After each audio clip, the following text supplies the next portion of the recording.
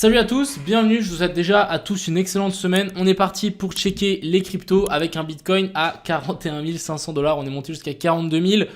Truc de fou, on est vraiment dans le only up move, on monte sans cesse avec une espèce de courbe qui devient de plus en plus verticale.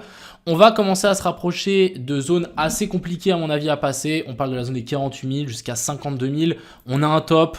On a une autre analyse que je vais vous montrer, on a la zone des 0,68, donc beaucoup de choses. On va parler aussi de l'Ethereum qui est vachement en retard et les cryptos en général, donc toutes les autres alts qui sont vraiment en retard. Donc à mon avis, il y a des setups assez intéressants à prendre un peu partout et je pense que ça peut être très intéressant de commencer à charger les alts correctement étant donné que le Bitcoin il pump autant. On a la dominance qui pump aussi et à un moment ou à un autre, ça va se retourner et on aura une mini alt season, donc ça va être très sympa. On check ça ensemble dans cette vidéo. Crypto, million. Crypto, Avant de commencer, je tenais à vous montrer cette charte de Crypto Bullet, je trouvais ça assez intéressant. En gros, on est ici en 6 mois, donc une bougie ça vaut 6 mois. Et on peut voir qu'à chaque fois quand on a eu le bear market, on est remonté, tapé le haut du corps de la bougie en 6 mois et ensuite on a fait une correction de 40%. Ici on a fait la même chose, on est venu chercher le corps du top du bull run et ensuite on a fait une correction de 50%. Et est-ce que ici on serait pas en train de faire la même chose? On a le top du corps à 46 000 $. Je pense qu'on peut peut-être grimper un peu plus haut vers la zone 48, je vous montrerai pourquoi. Et ensuite, pourquoi pas ici faire une chute de, je sais pas, moins 40, moins 30, ce qui permettrait de revenir rechercher la zone d'OTE de tout le mouvement. Donc en gros, pour vous montrer, imaginons là le BTC continue, on va juste passer en weekly, ça sera beaucoup plus lisible. En gros ici, on a le Bitcoin qui continue à grimper. On vient récupérer donc ce sommet-là, pourquoi pas même les zones des 46 000. On va noter les 46 000 ici. On a l'ancien plus haut là et on a la zone des 0,68 qui se situe ici vers la zone des 48 600. Une fois qu'on vient toucher ça, j'espère et je pense qu'on va avoir une correction assez forte droit derrière. Donc, je vais juste placer bien mon Fibo qui est là parce qu'il n'est pas aligné correctement. Voilà. Et ensuite, pourquoi pas faire une chute de, allez, on va dire moins 45% pour aligner. Donc moins 50%, ça serait récupérer ici la zone des 24 000 et moins 40% exactement, ça serait redescendre vers la zone des 29 000. Et je pense que c'est quelque chose de largement faisable, qu'on corrige en fait tout le mouvement qu'on est en train de partir là, qu'on redescende avant le bull run, venir récupérer cette zone là, ça nous formera un gigantesque ici ta séance ou W comme vous voulez, pour ensuite vouloir préparer le prochain bull run et qu'on part. Donc ça, je trouve ça assez intéressant, n'hésitez pas à me dire ce que vous en pensez, mais je pense que c'est plutôt nice. Ensuite, du côté de l'open interest et des funding, ici on peut voir qu'on a les funding qui commencent à passer pas mal dans le rouge. Ça veut dire quoi? Ça veut dire qu'on a plus de, on a des longs qui commencent à payer plus cher les shorts, donc on a plus de longs sur le marché. Ce que je trouve assez intéressant, c'est que Binance, ils sont tous à 0,1, 0,1, 0,1, 0,1 et sur toutes les autres plateformes, on est environ entre x2 et x3 par rapport à le funding de base. Donc ça veut dire quoi? Ça veut dire que soit les autres exchanges en profitent pour monter les funding trop haut alors que peut-être c'est pas forcément le cas, soit on a énormément de gens qui longent les alts ailleurs que sur Binance et que sur Binance on a autant de longs que de shorts. C'est la seule explication que j'ai, je trouve ça assez intéressant, n'hésitez pas à me dire si vous avez une explication. Après on peut voir que par exemple sur Bybit, ouais il y en a quand même pas mal, sur BitGet. Sur BitGet, ça va encore, c'est pas excessif encore les funding. Donc on a beaucoup de gens qui sont en train de long sur Bybit, DYDX un petit peu, mais Binance pas trop.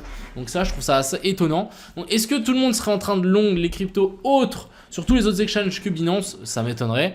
Ou est-ce que c'est les autres exchanges qui en profitent pour monter leur funding pour gagner plus d'argent? I don't know, mais je trouve ça assez intéressant de noter.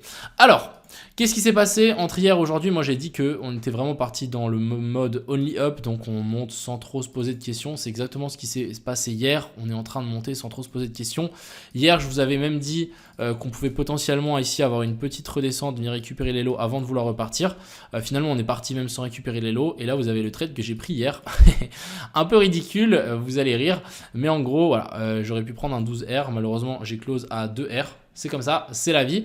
Mais alors, le Bitcoin, on est venu taper une zone assez intéressante. C'est la mèche qu'on avait laissée ici à l'époque, qui est un petit peu une zone médiane. On est venu parfaitement la toucher. Personnellement, moi, je pense que si on casse ça, on viendra directement ici chercher la zone des 48 000. On a quand même Ici, un petit order block qui peut nous faire barrage vers la zone des 46 000, 45 000. Mais voilà, j'espère en tout cas qu'on viendra swept le high, donc sweep ce high et ensuite pourquoi pas commencer cette correction. Encore une fois, je rappelle aussi qu'un top, ça va prendre du temps à se former et du coup pendant ce temps-là, on pourra sans doute avoir une mini alt season et les alts qui vont sans doute rattraper leur retard. C'est actuellement pas forcément le cas parce qu'on est pas mal de trucs dans le rouge, mais je pense que ça peut rattraper pas mal leur retard. On checkera ça juste après. Si on zoome un peu sur ce BTC, alors, on va pas forcément parler de ma position de mon trade que j'ai pris ici. Mais en gros, qu'est-ce qu'on a ici? On a une petite accumulation, consolidation. On peut voir qu'on est quand même venu faire ici un petit boss. Je veux pas dire que je vais pas shorter ce mouvement-là. Mais voilà, on peut commencer à stagner un petit peu. Je verrais bien en fait une touchette de la zone de fair value gap en 4 heures qu'on a laissé juste ici en dessous. Vous voyez qu'on a une petite zone de fair value gap. Donc, ce qui serait très intéressant ici en 4 heures, c'est de nous faire une petite bougie, qu'on descende dans cette zone-là et qu'ensuite on reparte directement. Et je pense que vraiment le prochain arrêt pour le Binance, pour le Bitcoin, ça sera vers la zone des 48 000, en tout cas je l'espère. Vraiment on est en train de, si on dézoome un petit peu, on est en train d'accélérer tranquillement ici et on n'est pas encore dans cette phase où on fait une bougie qui prend 5000 balles d'un coup. Donc je pense que ça va arriver, faire FOMO un petit peu tous ces derniers gens, arriver s'écraser là-dedans et ensuite pourquoi pas commencer à stagner, voire corriger un petit peu et là on aura à mon avis du coup la dominance du Bitcoin qui va commencer à chuter. C'est pas du tout le cas, hein. Encore une fois on est un peu en avance. Pour le moment, là, il n'y a rien à dire. On est toujours aussi. On va venir même chercher un nouveau plus haut. On peut encore largement monter assez fort. Vous voyez qu'on a en plus 5% pour venir récupérer jusque la zone ici de support. Pourquoi pas la faire en tant que résistance. Et dès que ici, on verra, on commencera à avoir un espèce de top se former sur la dominance du Bitcoin, on pourra se dire, OK, c'est le moment des alts. Une autre charte qui est assez intéressante, c'est de checker donc Ethereum contre le BTC.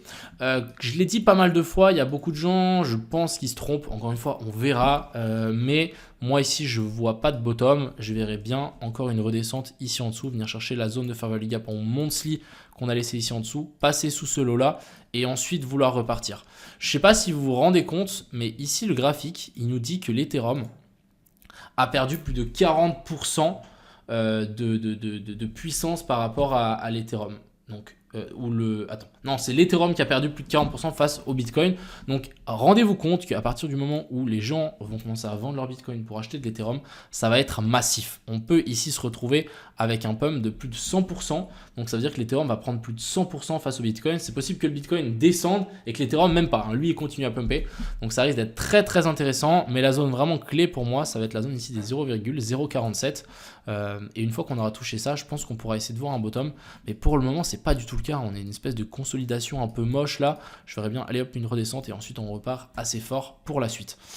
Du côté de l'Ethereum, on est venu s'appuyer sur une trendline qui est pour moi extrêmement importante. C'est celle-ci. C'est celle qui est tirée par rapport aux deux anciens sommets. Et actuellement, on est en train de s'appuyer dessus. Si on casse, je rappelle, voilà, si on casse cette zone-là, je vous dis, c'est open bar. C'est open bar de là jusque là-haut. Donc là, vraiment, on a un gap dans lequel on peut monter de facilement 2200 à 3200 très très rapidement. Sachant que l'Ethereum en plus il a été mis pas mal de côté et que le Bitcoin pour le moment il prend vraiment toute la force du marché. On a des alts qui dumpent alors que le Bitcoin il est à plus 4%. Je ne sais pas si vous vous rendez compte, quand l'argent du Bitcoin va se déverser dans les autres cryptos, ça va être monumental. Donc c'est pour ça que je me dis ça pourrait être assez intéressant de commencer à charger 2-3 alts et de se dire, ou même décharger même si vous avez du spot en Bitcoin, pourquoi pas s'amuser à se dire ah bah je vais peut-être vendre 2-3 Bitcoin et pourquoi pas mettre dans les alts qui n'ont pas forcément encore pumpé et qui vont à mon avis pumper par la suite. Si on zoome un petit peu ici sur cet Ethereum, on a de nouveau la même chose que le Bitcoin, on a quand même une petite inversion de structure qui s'est matérialisée, donc on a un petit cos et boss, on les remonté, vous voyez que c'est assez propre, on est venu chercher la petite zone de fair value gap qu'on avait laissée là et ensuite on se fait rejeter, donc la target ça sera de repasser ici en dessous, je pense qu'on va le passer, mais c'est pas parce qu'on a eu cette petite inversion de structure que ça nous inverse tout le mouvement. On peut largement du coup nous faire ici une petite correction A, B puis C, passer ici en dessous, réintégrer et ensuite on continue à monter assez fort. En tout cas c'est ce que j'espère. Je pense pas que le marché va se retourner avec une inversion de structure en 15 minutes. Pour être honnête, ici on est en 1 heure, je pense qu'il y a vraiment encore du upside. Mais méfiance, on est quand même sous énorme zone de résistance, donc cette fameuse trendline qui peut nous bloquer quand même un petit peu. Continuons avec ici le Total 3. J'ai partagé une analyse sur Twitter que j'ai récupérée de quelqu'un. Vous allez bader, juste pour vous rendre compte. Je pense que j'ai peut-être déjà parlé hier. Ouais, mais ça, les gars, je ne sais pas si vous vous rendez compte. C'est Total 3. Alors, non, c'est même Total 2. On a juste enlevé le BTC. Mais pour vous dire, c'est le market cap de Total 2, donc de toutes les alts plus l'Ethereum sans le Bitcoin. Vous voyez ici cette accumulation-là, on n'a jamais fait une accumulation autant grande sur les altcoins et l'Ethereum que ce qu'on est en train de faire maintenant. Donc le pump là, quand on va partir, je ne sais pas si vous vous rendez compte, mais ça va être une dinguerie. À chaque fois qu'on a fait des petites consolidations, regardez-moi les pumps de fou qu'on est venu faire après. Donc je pense qu'on n'est pas prêt. Je pense que le fait d'avoir des institutionnels qui rentrent dans le marché des crypto-monnaies, qui rentrent dans le Bitcoin, etc., bah forcément elles vont peut-être rentrer dans des altcoins. Et là on parle de gens comme BlackRock qui ont des milliards, plus de 1000 milliards en gestion, même beaucoup plus que ça, rentrer sur des petites capitalisations genre Ethereum qui est une capitalisation genre ridicule ou je sais pas le Link ou le DOT, ça peut être démentiel. Donc je sais pas si vous vous rendez compte, j'ai l'impression que c'est David contre Goliath, ils sont pas contre mais je sais pas comment expliquer. En gros, c'est tellement petit encore les crypto-monnaies, les altcoins, etc. que quand on a des géants qui vont rentrer dedans, ça va être insane. Donc je tenais quand même à vous montrer cette charte. Je pense que ça va être vraiment violent et il y a de fortes chances que ce soit le dernier bull run aussi. Après, il y aura toute la régulation, etc. Donc, franchement, n'oubliez pas de prendre des profits, profitez au maximum. Et l'objectif, c'est de gagner autant d'argent que vous allez gagner dans toute une vie. C'est mon objectif, en tout cas. Enfin bref. Ici, si on parle, du coup, on continue sur le injective. On a eu une énorme dump. Je suis un peu déçu parce que moi, j'ai tenté un long par là. On a eu un dump qui est sorti un petit peu de nulle part sur toutes les alts. On a eu une rect de 3 personnes. Mais en gros, j'ai hold ma position. Bah, j'ai pas eu le choix en fait. J'ai oublié de mettre mon stop loss. Mais en gros, on est descendu vachement bas. On est venu récupérer la zone OTE. Et en fait, là, on a notre inversion structure et on redescend chercher la zone OTE. Donc, je me fais pas trop de soucis. Je pense qu'ici, on va pouvoir grimper encore une fois sur le injective. Et du coup, bah, j'ai hold ma position. On verra ce que ça donne, mais je me fais pas trop de soucis par rapport à ça. Ensuite ici, on a le optimisme. J'ai hold aussi ma position, donc je rappelle que je vous avais partagé la position quand on était par là. J'ai hold ma position, on est venu récupérer donc, et toucher cette trendline ici en moyen terme. Et clairement, je m'attends vraiment à une cassure de ça assez violent. Pour ici, le injective, non sur le ptisium, excusez-moi, si on casse cette zone-là, donc pour le moment, c'est fait un petit peu rejeter, mais si on casse ici la zone des 1.8, ça sera directement la zone des $2 et je pense qu'on peut vite s'envoler très haut. Comme je l'ai dit, je sais pas, peut-être hier, mais en gros ici on a quand même fait un énorme W, on a la même chose ici. Donc si on part, je pense qu'on peut vraiment avoir un joli petit pump qui peut arriver assez fort. Ensuite ici on a le ARC, je vous avais dit de vous méfier et de potentiellement essayer de trouver un short hier sur un potentiel rebond. On l'a eu aujourd'hui, du coup si on tire notre Fibo de ici à ici, on voit bien qu'on est venu chercher la zone OTE et on s'est fait rejeter. Donc plutôt pas mal. Je veux quand même surveiller la zone d'OTE de tout ce mouvement. On n'est pas à l'abri de réussir à nous faire un plus bas, plus haut que ces deux-là. Mais quand même, je me dis ça serait quand même assez intéressant pour le hard de nous faire vraiment une correction en A, B et puis C. Passer sous ces lots-là. Pourquoi pas même passer sous ces lots-là et ensuite vouloir repartir vers le haut. Je rappelle qu'on a une énorme poche de liquidité, donc ça ferait du sens. Ensuite, ici, on a le Solana. Je vous avais mis en garde hier aussi parce qu'on était revenu chercher cette zone-là, plus la zone OTE. On s'est vraiment fait rejeter pour le moment. Donc, est-ce que on va avoir assez de force pour revenir récupérer les lots là? J'en sais rien. Personnellement, je ne vais pas shorter le Solana, mais je vais plutôt me dire, ok, si on revient chercher la zone des 51, $50, pourquoi pas essayer de trouver un long pour reprendre la hausse. De nouveau, ça sera une WXY, donc WXY, parce que sous-décompté en ABC, ABC, et ici pourquoi en ABC, pour ensuite vouloir continuer à push. On a le AVAX, même chose, je ne sais pas si vous vous souvenez, mais j'avais dessiné ce petit dessin-là, on a eu une super réaction sur la zone OTE après cette inversion de structure, donc perso, je verrai aussi pourquoi pas une redescente ici en dessous, chercher la zone de fair value gap pour ensuite vouloir repartir. Je ne short pas, mais je suis intéressé à long dans cette zone-là. On a le sushi. Donc sushi, je vous ai partagé une analyse ce matin. On va aller checker ensemble, mais franchement, c'était clean. Alors, sushi, je vous ai mis gros mouvement en attente, hein, en approche, gros mouvement, ça devrait pumper. Donc, pourquoi j'ai fait ça? Simplement, j'ai repris la théorie que je vous avais montrée avant-hier ou hier. En gros, on a une tendance baissière, on passe aussi avec un petit boss, on vient chercher la zone de fair value gap, on fait un nouveau plus haut, ensuite on redescend, ici on vient faire pourquoi pas une mèche, on vient rect le plus bas, récupérer les derniers stop loss, on refait un nouveau plus haut, on revient chercher la zone de fair value gap et ensuite on repart. J'ai appliqué ça à sushi, miracle. En gros, on a le premier cos, on remonte, on redescend, on vient chercher la zone OTE, on remonte, on redescend, on vient pas chercher la zone OTE et là en plus on vient faire un sommet avec pas de clôture, donc j'ai écrit no close, pas de clôture au-dessus de ça. Et du coup, le fait de ne pas faire de clôture au-dessus de ça, pour moi, ce lot-là devient weak. Donc, on crée une zone d'inducement. En plus, on a laissé une poche de liquidité. Ensuite, on redescend. On vient récupérer la zone OTE, cette fois-ci, de tout ce mouvement. Donc on vient récupérer cette zone OTE, on vient s'appuyer dedans et ensuite ici on repart. Et c'est là à ce moment-là où, vu qu'on est venu récupérer les liquidités, il y a le mouvement impulsif et violent qui va arriver. Qu'est-ce qui s'est passé droit derrière? Je vais vous dessiner, vraiment c'était quelques heures après. Énorme mèche, on est venu récupérer la zone que j'avais notée, un buy here, j'avais dit qu'il fallait en acheter ici, et regardez droit derrière, boum, explosion. Donc c'est exactement ce qu'on a là, le sushi, il n'a pas patienté une seconde, on est venu chercher la zone ici d'OTE et ensuite explosion violente. Donc c'est à ce moment-là où vous pouvez en fait timer les zones qui sont assez intéressantes et les zones qui vont exploser, c'est une fois qu'on aura venu récupérer des liquidités. Ici on a récupéré les liquidités et ensuite on a le mouvement impulsif, c'est toujours comme ça, une fois qu'on a récupéré les liquidités, on a le mouvement impulsif qui vient droit derrière et c'est à ce moment-là où ça devient intéressant. Et ensuite ici on a le ape, donc dessin que j'ai mis tout à l'heure sur mon live Twitch, tout simplement, le ape je suis assez intéressant de rentrer dedans. On voit bien que là on est venu récupérer ces highs et de nouveau potentiellement faire une A, B et puis C, venir chercher les zones OTE qui se retrouvent un petit peu plus bas, c'est pour ça que j'ai mis mon alerte.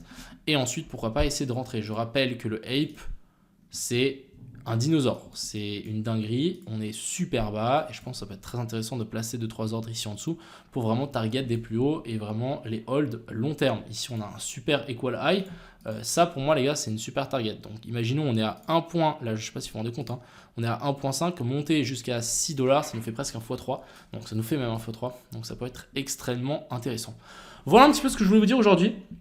Encore une fois, le truc le plus important si vous voulez retenir cette vidéo, c'est que le Bitcoin pump, au moment où on va trouver le top, l'argent va se déverser dans l'Ethereum et ensuite ça va se déverser dans les altcoins, ensuite ça va se déverser sur les shitcoins, les NFT, ça fait une rivière et tout le monde mange. Donc pour le moment, c'est le Bitcoin qui mange, mais ensuite l'Ethereum ne va pas tarder et ensuite on aura toutes les alts et c'est pour ça que je me dis ça peut être assez intéressant de placer 2-3 billes et 2-3 trucs sur les alts parce qu'au moment où ça partira, ça sera déjà sans doute trop tard. Sur ce, je vous souhaite à tous une excellente soirée. C'était Crypto Millions. Merci encore d'avoir regardé cette vidéo et je vous souhaite une bonne soirée. Ciao.